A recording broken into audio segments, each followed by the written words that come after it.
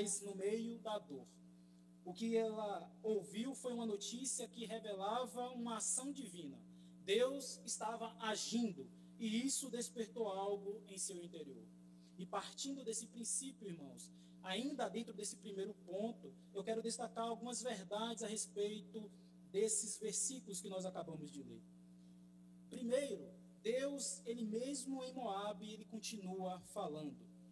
O que eu quero dizer com isso, irmãos, é que o alcance da palavra de Deus vai além dos limites geográficos e religiosos de Israel. A palavra de Deus é sempre viva e eficaz, mesmo quando não é anunciada diretamente a nós. Moabe, como eu havia falado, era uma terra pagã, uma terra idólatra e que constantemente estava em conflito com Israel. Era uma terra longe da aliança, longe dos sacrifícios, longe da adoração verdadeira. Ainda assim, foi lá em Moabe que Noemi soube que o Senhor havia visitado o seu povo. Deus não está preso à geografia, irmãos. Sua palavra ultrapassa fronteira e barreiras, sejam elas culturais, religiosas, morais e emocionais. Mesmo no exílio, na dor, na terra errada, Deus encontra seu povo com a sua voz. A palavra de Deus não depende da localização do pecador, mas da iniciativa do próprio Deus. É como nós vemos no Salmo 139, versículo 7. Para onde me ausentarei do teu espírito? Para onde fugirei da tua face? Noemi não estava ouvindo diretamente a palavra de Deus através de um profeta. Ela ouviu boas novas, um murmurinho, uma notícia, um boato que começou a surgir ali naquela região. A palavra aqui, irmãos, para soube, aponta para uma comunicação, uma notícia, uma declaração que surgiu, uma declaração de algo que Deus estava fazendo.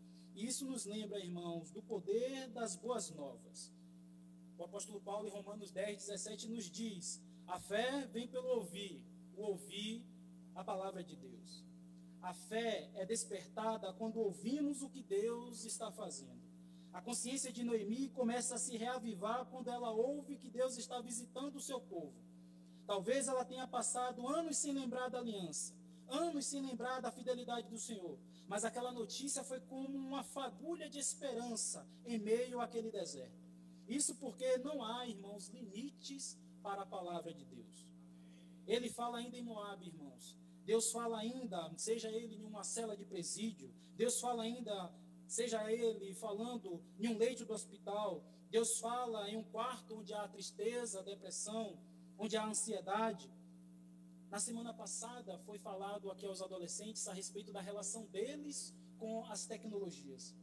Hoje, irmãos, uma curtida, um comentário, um compartilhamento pode levar um trecho da exposição das Escrituras a alguém que precisa de consolo, a alguém que precisa de fortalecimento, a alguém que precisa retornar aos caminhos do Senhor. Porque não existe limites, não existe barreiras para a palavra do Senhor. Jesus nos disse: ide por todo o mundo e pregai o evangelho a toda a criatura.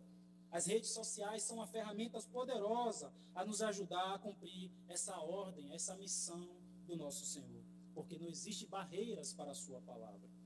A segunda afirmativa que eu quero destacar, irmãos, ainda nesses versículos, é que ao ouvir essa notícia do agir de Deus, na verdade, essa notícia de que Deus ele está agindo.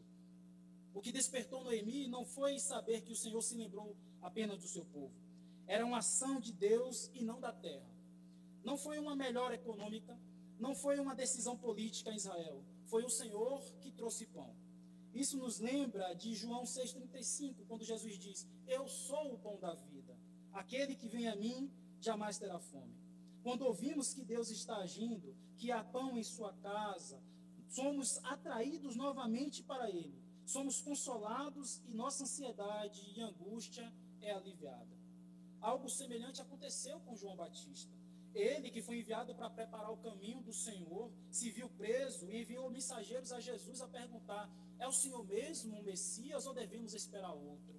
E a resposta de Jesus àqueles emissários foi o seguinte: digam a João que os cegos veem, os coxos andam, os leprosos são purificados e aos pobres é pregado o evangelho.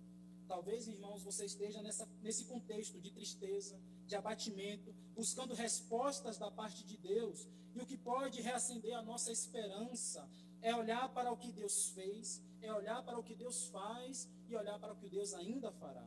Porque Ele é mesmo ontem, hoje e o é para todos sempre. Louvado seja Deus. Perceba, irmãos, que esse despertar da consciência não é algo isolado. Quando Deus começa a tocar o coração, Ele também nos conduz a refletir também sobre onde nós estamos, o que estamos fazendo e qual o caminho que nós estamos trilhando. Ouvimos que Ele está fazendo e imediatamente somos levados a olhar para a nossa própria vida. Por isso, o segundo ponto dessa jornada, o que eu quero destacar é que o reconhecimento da realidade, o segundo ponto dessa jornada é que o reconhecimento da realidade em que nós nos encontramos. Se hoje nós vivemos como Noemi em Moabe, distante, sofrida ou sofrido, quebrado, mas ainda temos ouvidos, uma palavra pode fazer, ou melhor, uma palavra sobre o que Deus está fazendo, pode ser o primeiro passo para a restauração da minha e da sua vida. Vou repetir. Uma palavra sobre o que Deus está fazendo pode ser o primeiro passo para a restauração que Deus pode promover na minha e na sua vida. O Senhor mesmo diz: quem tem ouvidos para ouvir,